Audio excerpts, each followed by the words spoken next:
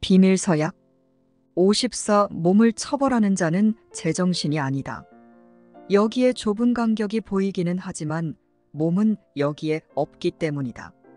몸은 자신을 판단하지 않았으며 몸이 아닌 것이 되게 만들지도 않았다.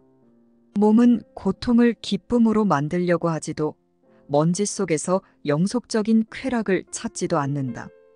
몸은 너에게 자신의 목적이 무엇인지 말해주지 않으며 자신이 무엇을 위한 것인지 이해할 수도 없다. 몸은 다른 것을 희생시키지 않는다. 몸은 아무런 의지도 없으며 선호하는 것도 없고 의심도 없기 때문이다. 몸은 자신이 무엇인지 궁금해하지도 않는다. 따라서 몸은 경쟁적이 될 필요도 없다. 몸은 희생될 수 있지만 자신을 희생자라고 느낄 수는 없다. 몸은 어떤 역할도 받아들이지 않고 시키는 대로만 할 뿐 공격하지 않는다. 55.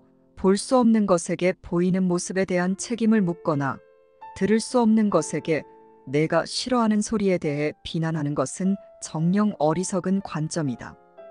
몸은 감정이 없기에 내가 주는 벌로 고통받지 않는다.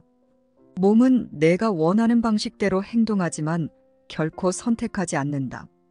몸은 태어나지도 죽지도 않는다. 몸은 자신이 놓인 길을 목적 없이 따라갈 수 있을 뿐이다.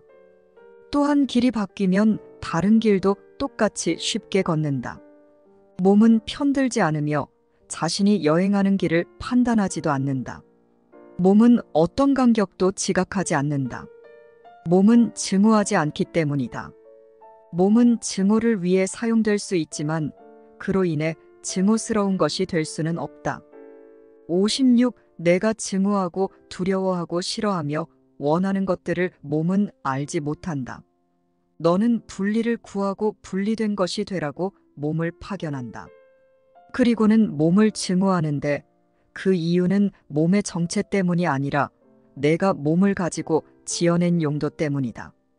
너는 몸이 보고 듣는 것에서 움츠러들고 몸의 연약함과 왜소함을 증오한다. 그리고 너 자신의 행위가 아닌 몸의 행위를 경멸한다. 몸은 너를 위해 보고 행동한다. 몸은 너의 음성을 듣는다. 그리고 몸은 너의 소망대로 나약하고 왜소하다. 몸은 너를 처벌하는 듯하며 따라서 몸이 너에게 가하는 한계 때문에 너의 증오를 받아 마땅한 듯하다. 하지만 너는 몸을 너의 마음이 갖고 보고 간직하기를 원하는 한계들에 대한 상징으로 만들어버렸다. 57. 몸은 내가 자신의 것이라고 부르는 약간의 마음 조각과 실제로 내 것인 나머지 모든 것 사이의 간격을 나타낸다. 너는 몸을 증오하지만 몸이 정말로 너의 자아라고 생각하고 몸이 없으면 너의 자아가 상실된다고 생각한다. 이것이 바로 내가 따로 떨어져 걸으려는 모든 형제들과 맺은 비밀 서약이다. 이것이 바로 내가 공격받는다고 지각할 때마다 다시 다짐하는 비밀 맹세다. 자신이 공격받았고 공격으로 잃는다고 보지 않는 한 그 누구도 고통받을 수 없다. 말로 하지도 않았고 듣지도 않았지만 의식 안에는 병에 바치는 그 모든 다짐이 들어있다.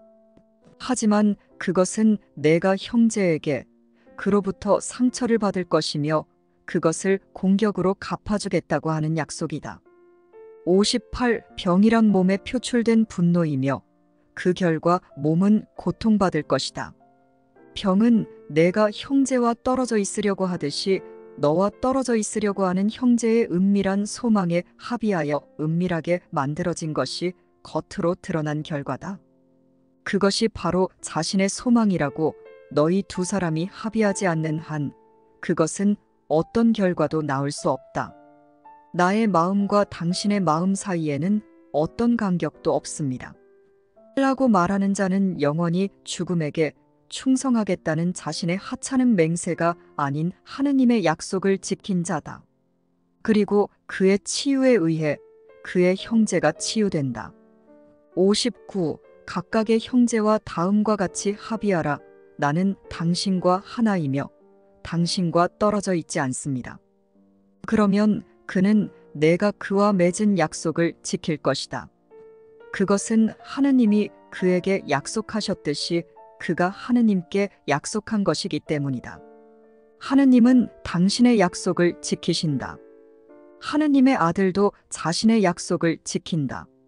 아버지는 아들을 창조하실 때 너는 영원히 내가 사랑하는 자이고 나는 영원히 내가 사랑하는 자다. 너는 나 자신처럼 완전하여라. 너는 결코 나와 떨어질 수 없기 때문이다. 라고 말씀하셨다. 하느님의 아들은 그 약속 안에서 태어났지만 자신이 예. 라고 대답했음을 기억하지 못한다. 하지만 그가 병들겠다는 약속을 공유하지 않고 자신의 마음이 치유되고 통합되도록 허용할 때마다 하느님은 그 약속에 대해 일깨워 주신다.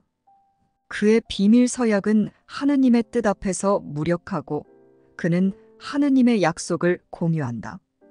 그는 스스로 하느님과 약속했기에 이제 자신의 뜻을 대체하지 않는다.